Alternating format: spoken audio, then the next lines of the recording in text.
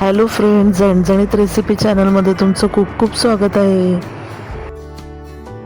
आज आपण सकाळी घाईच्या वेळी झटपट होणारी अशी झणझणीत वांग बटाट्याची भाजी बनवणार आहोत. चला तर रेसिपीला सुरुवात करूया.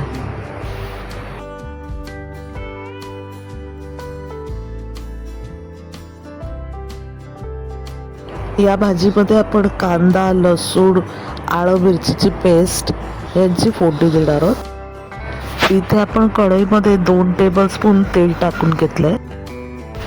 तेल गरम झालंय. आता आपण राई आणि जिऱ्याची फोडणी देऊया. आपण इथे तेलामध्ये 1 टीस्पून राई आणि 1 टीस्पून जिरं टाकले. राई चांगली तडतडून द्यायची आपल्याला.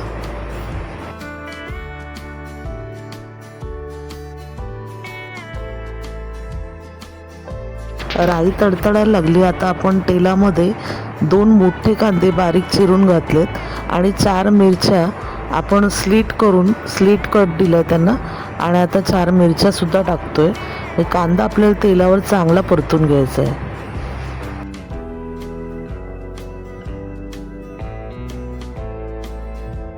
तर आता आपण कांद्यामध्ये अर्धा टीस्पून मीठ टाकणार आहे, म्हणजे कांदा लवकर शिजेल. नंतर आपण चाकून परत एकदा मीठ टाकणार आहोत.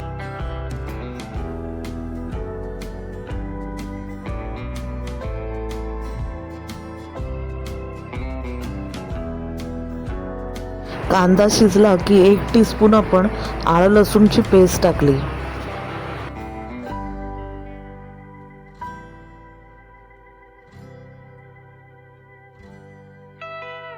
आलं लसूणची पेस्ट आपण चांगली परतून घेऊया, नाहीतर त्यामध्ये कच्चा वास राहून जातो.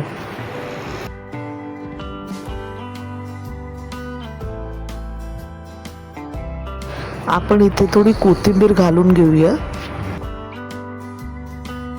फोडणीमध्ये कोथिंबीर घालून बघा, खूप छान टेस्ट येते.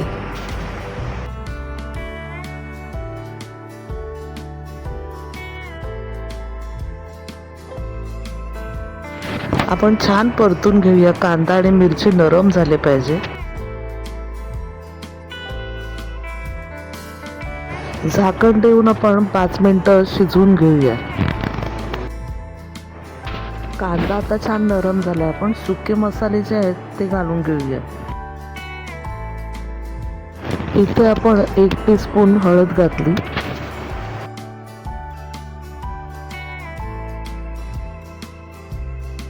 2 छोटे चमचे काश्मीरी लाल मिरची पावडर टाकली.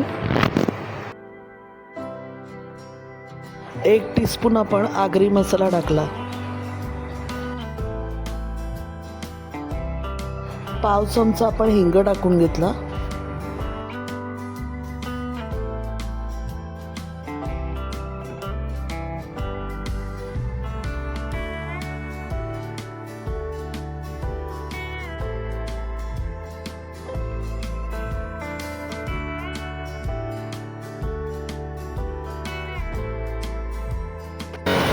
मसाला करपू नये म्हणून आपण थोडं थोडं पाणी टाकूया.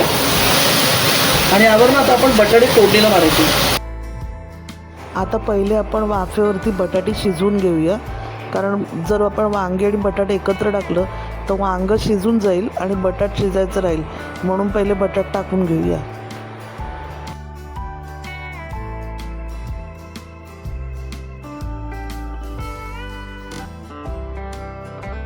यामध्ये तुम्ही शेंगदाण्याचं कूट पण घालू शकता किंवा आपलं खोबऱ्याचं जे वाटण असतं तेही घालून रस्सेवाली भाजी बनते. पण आम्ही आज जरा सुकी भाजी बनवणार आहे. तुम्ही पहिला बटाटे शिजून घेणार. पाणी नाही घालायचं आपल्याला. जोपर्यंत तुम्ही वांगी फोडणीला घालत नाही ना तोपर्यंत वांगी पाण्यातच ठेवा, कारण ती काळी पडतील नाही. आता 5 मिनिटं झाकण ठेवून बटाटे शिजवून घेऊया.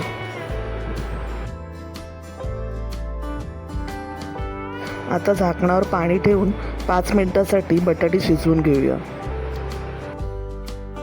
आता आपण चेक केलं, बटाटे शिजलेले आहेत. आता आपण वांगी टाकून घेऊया.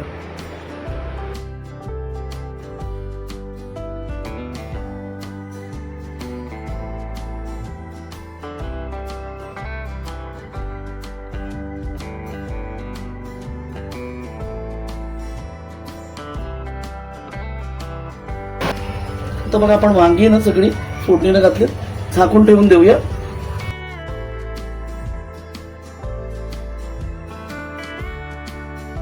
आता आपण झाकण ठेवूया, कारण भाजी जास्त आहे, तर झाकण देऊया आणि नंतर आपण मिक्स करूया भाजी.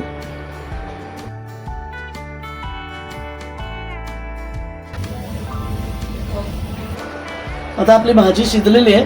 यामध्ये मी अगदी थोडीशी साखर, नावापुरती, तुम्हाला चालत असेल तर घाला, अगदी थोडीशी आणि किचन किंग मसाला घातलाय. तर मिक्स करून घेऊया आपण आणि हलकंसं शिजून देऊया. मग यावरती आपण खोबरं पेरूया. बघा चांगली शिजलीत ना, कारण ही वांगी मी जरा थोडी वेगळे शेप कापल्यामुळे ना मला थोडा वेळ लागला.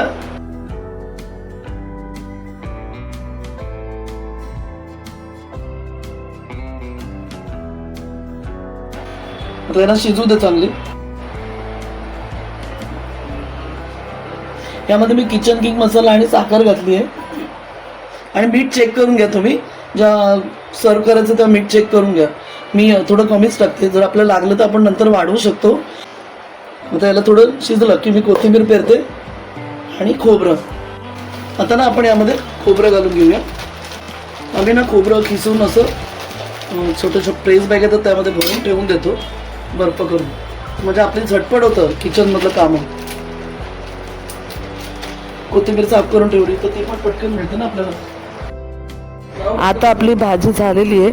खूपच चटपटीत आणि झणझणीत अशी आपली भाजी झाली. तर वरून मी कोथिंबीर आणि ओलं खोबरं टाकून घेते आणि भाजी सर्व करते.